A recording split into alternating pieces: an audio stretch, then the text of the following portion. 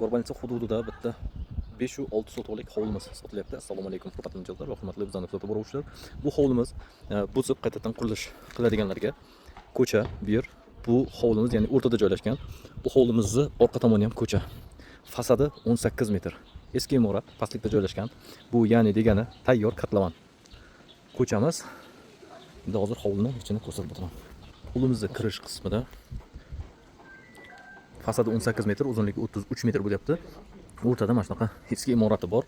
Kimda kim buzib qaytadan imorat, yangicha uslubda imorat qilaman desa, tavsiya qilib qolardik. Hovlimizni orqa tomoni. Hovlimizni orqa qismi ham mana shunaqa keng ko'cha. Kimda kim Go'rbancha hududidan mana shu 5-6 sotuvlik hovlimizni olib uy-joy uchun qurilish qilaman desa, juda ham lokatsiyasi zo'r, gaz suvidan muammo yo'q. Hovlimiz ikkita ko'chani o'rtasida joylashgan. Xohlasangiz ikkita, xohlasangiz katta bitta zo'r hovli qurilish qilsangiz ham bo'ladi. Bu hovlimizning bahosini 160 million dollar deb qo'ydik. Yana savdosi bor. Kadastr hujjatlarida muammo yo'q.